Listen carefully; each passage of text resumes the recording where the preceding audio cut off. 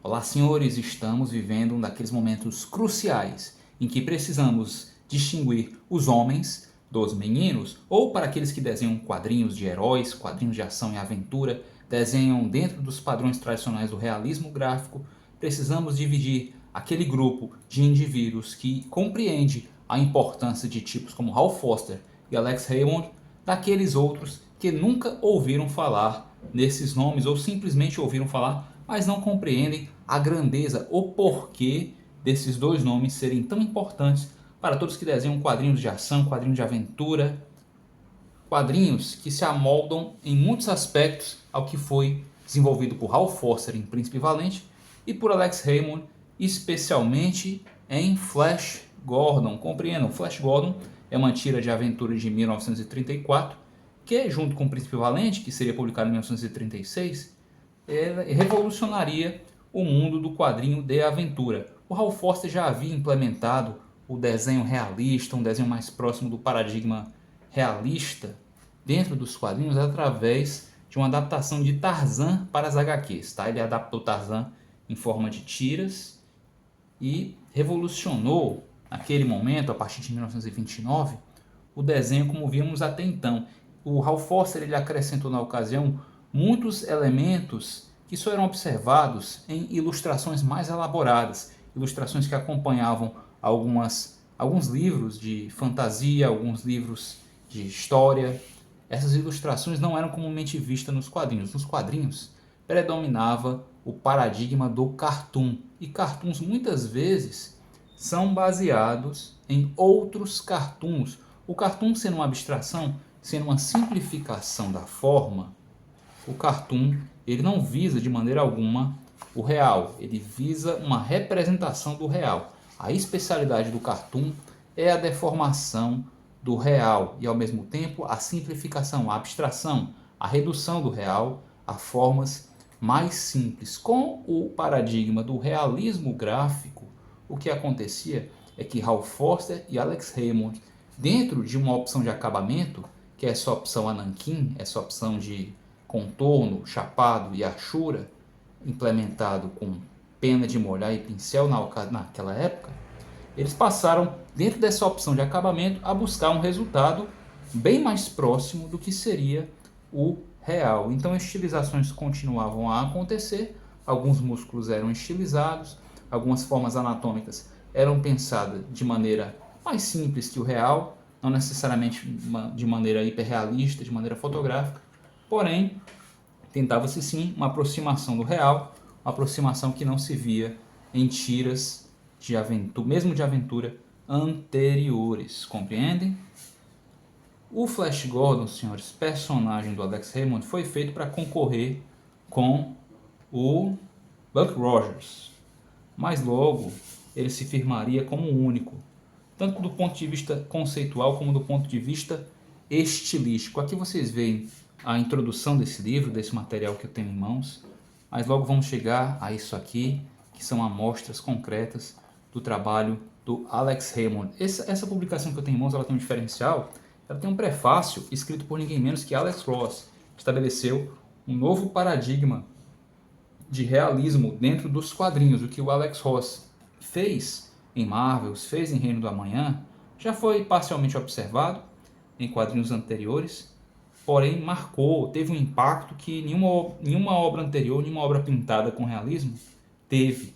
Né? Então nós tivemos obras realistas pintadas, pintadas à mão, pintadas de forma tradicional, antes dos anos 90, mas foi o trabalho do Ross, senhores, que levou isso a outro patamar de relevância.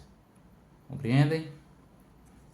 Então a importância do Ross estabelecendo um novo paradigma no tocante à representação do real é absurda. Fazia muito sentido fazer com que ele apresentasse o trabalho de Alex Raymond para uma nova geração de leitores. Aqui vocês veem algumas ilustrações feitas com bastante achura para representar uma infinidade de tons de cinza. Aqui nós temos mais de um tom de cinza sendo representado, como é esperado de uma ilustração mais elaborada. Aqui nós temos os quadrinhos em si, das tirinhas do Flash Gordon, desenhados pelo Alex Raymond. O Alex Raymond ele interrompe as tirinhas do Flash Gordon no início da guerra, em algum momento da Segunda Guerra Mundial, e retorna ao mundo das tiras em 1946, após o término da Segunda Guerra. Ele se alistou, lutou como capitão, se eu não me engano, capitão da Marinha, não vou lembrar bem. Bem, após a guerra, ele regressa aos Estados Unidos e, mais uma vez, modifica vários dos paradigmas estabelecidos, dos modelos estabelecidos, através da publicação do Rip Kirby, também conhecido como Nick Holmes aqui no Brasil. É um quadrinho de detetive, que diferente desse ele abolia a achura e primava pelo que era oscuro. Ele inovou em muitos aspectos no tocante ao do que era oscuro na tirinha do Rip Kirby. Aqui nós vemos mais achuras, nós vemos uma representação tonal mais complexa e, sobretudo, nós vemos uma anatomia punjante, uma anatomia que baseava-se em modelos vivos. Esse foi uma das grandes contribuições de tipos como Alex Raymond, senhores, é que eles se baseavam em modelos vivos para compor muito das poses, para acertar o alinhamento da musculatura, da ossatura.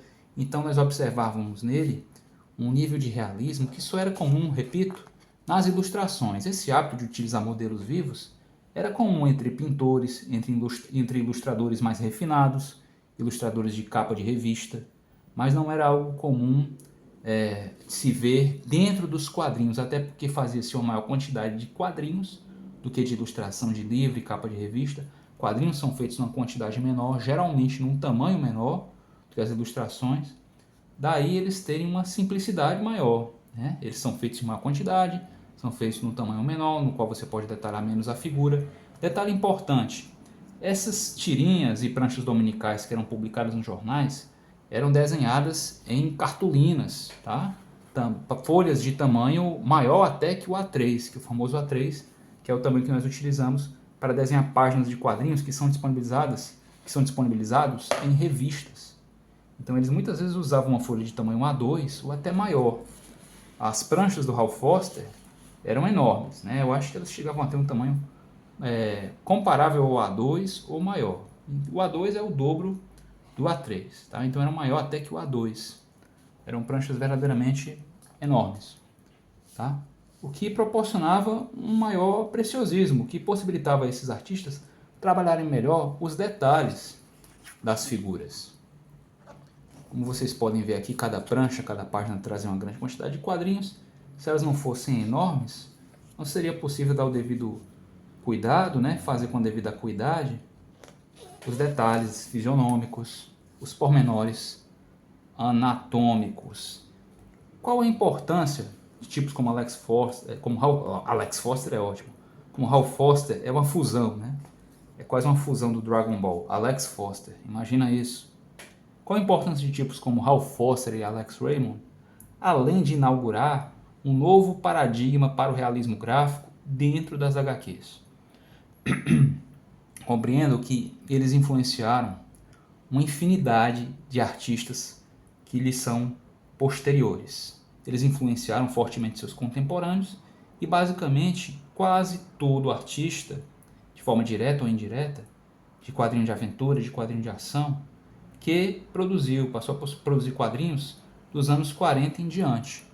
Então eles tanto influenciaram seus contemporâneos dos anos 30, como influenciaram de maneira deveras impactante, seja direta ou indireta, qualquer artista que trabalhe buscando um resultado um pouco mais próximo do real. O que eu quero dizer com referência indireta é que se um artista ele não sabe que ele bebe da fonte do Alex Raymond, ele provavelmente bebe de uma fonte de um artista que copiou o Raymond sem que ele saiba.